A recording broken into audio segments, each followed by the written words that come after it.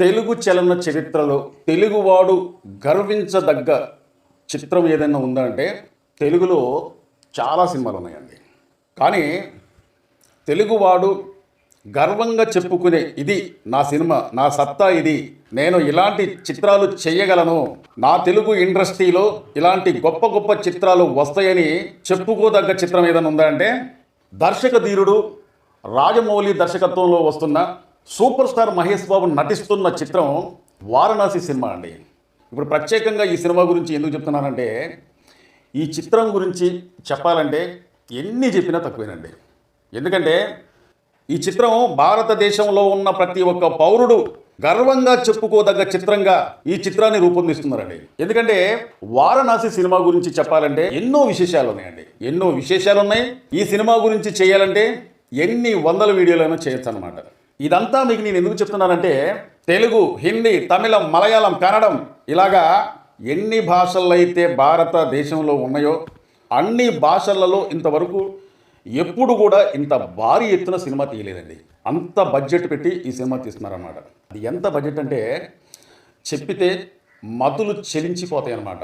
ఊహకి కూడా అందనంత ఇదిగా ఈ చిత్రాన్ని రూపొందిస్తున్నారన్నమాట. దాదాపు ఈ చిత్రానికి బడ్జెట్ ఎంతో తెలుసా? 1300 కోట్ల రూపాయల నుంచి 1400 కోట్ల రూపాయల వరకు ఈ చిత్రానికి బడ్జెట్ అనేది ఖర్చు అవుతుందండి. మరి ఇంత బడ్జెట్ అంటే ఆ సినిమా పైన ఎంత నమ్మకం ఉందో రాజమౌళి గారికి ఒకసారి మనం అర్థం చేసుకోవాలన్నమాట. ఇంతకుముందు మహేష్ బాబు గారికి ఒక ప్యాన్ ఇండియా సినిమా లేదు, ప్యాన్ ఇండియా స్టార్ అనేది ఇంతవరకు ఆయన అవ్వలేదు.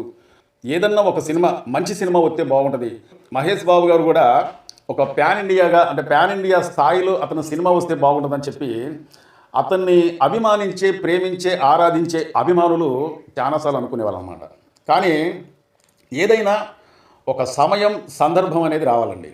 ఎందుకంటే ఫస్ట్ నాకు తెలిసినంత వరకు మొట్టమొదటిగా pan India cinema, pan India hero అయింది ఎవరంటే అంటే యువ హీరోలల్లా, తెలుగు యువ హీరోలల్లా ప్రభాస్ గారు అనేది చెప్పుకోవచ్చండి. ప్రభాస్ గారు బాహుబలి 2 ఈ సినిమాతోని ప్యాన్ ఇండియా స్థాయికి వెళ్ళిపోయిందండి. ఒక ప్యాన్ ఇండియాగా అప్పటి నుంచి ఇప్పటి వరకు కూడా అతని సినిమాలు ఎయ్యి చూసినా కానీ భారీ తారాగణం, భారీ విఎఫ్ఎక్స్, భారీ సెట్టింగ్లు, భారీ స్థాయిలో అతని సినిమాలు విడుదలవుతూ ఉంటాయి అన్నమాట. అంతేకాకుండా ఆ సినిమాకి దర్శక ధీరుడు ఎవరంటే రాజమౌళి గారు.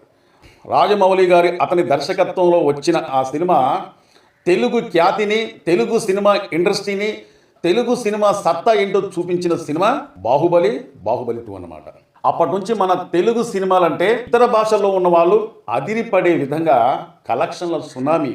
అసలు నిజంగా బాహుబలి సినిమాని ఆ కలెక్షన్లని మనం దాటగలమా అనే ఒక అవనమ్మకం అనేది ఏర్పడిందనమాట ఇతర భాషల్లో ఉన్న సినిమా ఇండస్ట్రీలకి. అయితే 1800 కోట్ల రూపాయలకు పైగా ఆ చిత్రం అనేది కలెక్షన్ చేసిందనమాట. ఊహించనంత ఇదిగా అప్పట్లోనే ఆ సినిమా అంతా కలెక్షన్లు చేసిందంటే నాటి జోకనే చెప్పుకోవచ్చు అనమాట. ఇది రాజమౌళి గారి సత్తా. అయితే జూనియర్ ఎన్టీఆర్ని, రామ్ చరణ్ని లైన్లో దింపిండండి.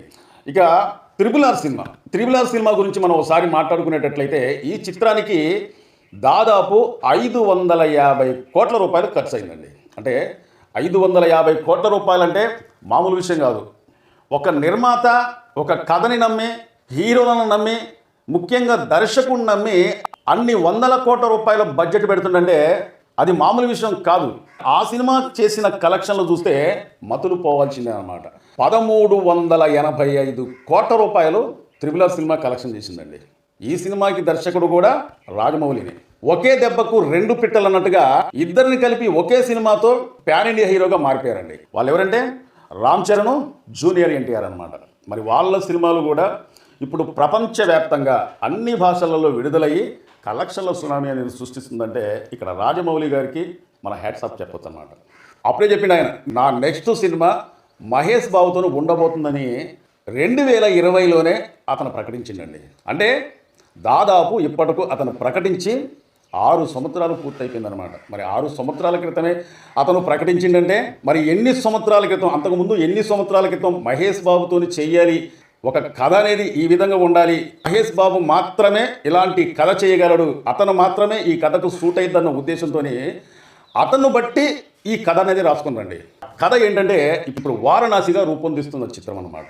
ఈ సినిమా గురించి మనం ఒకసారి చెప్పుకోవాలంటే ఈ మధ్యకాలంలో అంటార్కిటికాలో ఈ చిత్రానికి సంబంధించిన షూటింగ్ అనేది జరిగిందటండి. ఇంకొక గొప్ప విశేషం ఏంటంటే ఇంతవరకు ఎప్పుడు కూడా భారతీయ చిత్రాలు అక్కడ షూటింగ్ అనేది జరుపుకోలేదటండి. అంటే అక్కడ మొట్టమొదటిగా షూటింగ్ జరుపుకున్న చిత్రం వారణాసి అన్నమాట. మరి ఈ చిత్రానికి సంబంధించి ఎన్ని విషయాలు ఎన్ని విశేషాలు ఉన్నాయంటే మనం ఎన్నిసార్లు చెప్పుకున్నా కానీ తక్కువే అన్నమాట. దాదాపు ఈ చిత్రం వారణాసి చిత్రం 25 భాషలలో విడుదల కాబోతుందండి. మరి 25 భాషలలో విడుదలవుతుందంటే మామూలు విషయం కాదు. అంతేకాకుండా దాదాపు 125 దేశాలలో చెప్పుకుంటేనే రోమాలు నిక్కబొడిసే విధంగా దాదాపు 125 దేశాలలో ఈ సినిమాని విడుదల చేద్దామని చెప్పి ప్లాన్ చేస్తున్నారన్నట్టు తెలుస్తుందన్నమాట. మరి మహేష్ బాబు గారి కోసం ఈ కథని రెడీ చేసి ఇంత భారీ బడ్జెట్ పెట్టి ఈ సినిమాని తీస్తున్నారంటే మరి తెలుగు చలన చరిత్ర తెలుగు సినిమా సత్తా ఏంటో మనం ఒకసారి అర్థం చేసుకోవాలన్నమాట. అంతేకాకుండా మొట్టమొదటిగా దాదాపు 1800 కోట్ల రూపాయలు బడ్జెట్ కలెక్షన్ చేసిన సినిమా కూడా బాహుబలి 2 అన్నమాట. మరి అంత కలెక్షన్ చేసిందంటే అది రాజమౌళి గారి దర్శకత్వంలో వచ్చిన సినిమా కాబట్టి. మరి ఇప్పుడు 1400 కోట్ల రూపాయల బడ్జెట్ అంటే మరి ఈ సినిమా ఎంత కలెక్షన్ చేయాలి, ఎన్ని వేల కోట్ల కలెక్షన్ చేయాలని ఒక టార్గెట్ పెట్టుకున్నారో మనం ఊహించలేమన్నమాట. దాదాపు నాకు తెలిసినంత వరకు ఇక దంగల్ రికార్డులు ఆ రికార్డులు ఈ రికార్డు ఏవి ఉండవండి. ఈ సినిమా కానీ రంగంలోకి వచ్చిందంటే ప్రపంచవ్యాప్తంగా అంటే దాదాపు 25 భాషలలో 125 దేశాలలో విడుదలైతే ఇక ఆ రికార్డు కావండి. అసలు ఈ రికార్డును బద్దలు కొట్టడమే ఏ భాషలో వచ్చిన చిత్రం కూడా వాళ్ళ వల్ల కాదేమన్నట్టు కనిపిస్తుంది అనమాట. ఇప్పుడు ఈ సినిమా గురించి ఇంత ప్రత్యేకంగా ఎందుకు మాట్లాడుతున్నానంటే 125 దేశాలలో విడుదలవుతుందంటే మామూలు విషయమా? అంతేకాకుండా 25 భాషలలో ఇక విడుదలవుతుందంటే ప్రపంచవ్యాప్తంగా మనిషి జీవి ఎక్కడైతే ఉన్నాడో ఇక అన్ని భాషలలో అన్ని దేశాలలో ఇంచుమించు ఈ సినిమా అనేది ఆడేస్తున్నట్టు తెలుస్తుంది అనమాట. నాకు తెలిసినంత వరకు మహేష్ బాబు గారికి ఇది ఒక గోల్డెన్ ఛాన్స్ అని చెప్పుకోవచ్చు అనమాట. ఎందుకంటున్నానంటే ఈ సినిమా కొంత షూటింగ్ జరుపుకున్న తర్వాత ఈ సినిమా సత్తా ఏంటో అర్థమైపోయిందండి. ఎందుకంటే ఈ సినిమా ఓన్లీ టైటిల్ అండి, ఓన్లీ టైటిల్ని విడుదల చేయడానికి మరి ఎన్ని కోట్ల రూపాయలు ఖర్చు పెట్టారో నాకైతే తెలియదు. కానీ లక్షల మంది అభిమానుల మధ్య మహేష్ బాబు గారి అతని ఎంట్రీ చూస్తే నిజంగా మతులు పోవాల్సిందే అనమాట. అలాంటి ఎంట్రీ అనేది మన సినిమాలో చూస్తాం. ఎన్నో కొన్ని షాట్లు తీసిన తర్వాత అవుట్పుట్ అనేది వచ్చిన తర్వాత అలాంటి ఎంట్రీ అనేది సినిమాలో మనం ఎక్కువ చూస్తూ ఉంటాం అన్నమాట.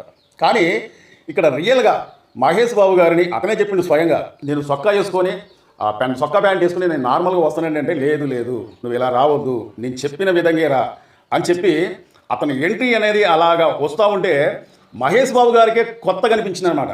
మరి మహేష్ బాబు గారికి కొత్తగా అనిపించిన తర్వాత మహేష్ బాబు గారిని అలా చూసిన అభిమానులకి ఎంత కొత్తగా ఉంటుందో మనం ఒకసారి అర్థం చేసుకోవాలన్నమాట.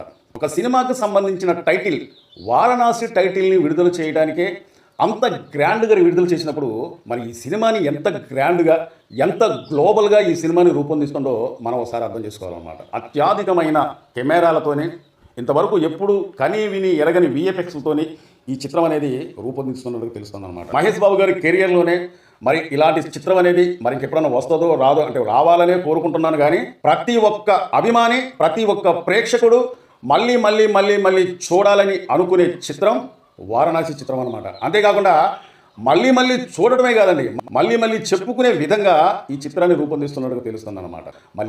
మరి వీళ్ళ టార్గెట్ అనేది దాదాపు 3000 కోట్ల రూపాయలు పైచిలకు సంపాదిద్దాం అంటే 3000 కోట్ల రూపాయలు మాత్రమే ఇలా టార్గెట్.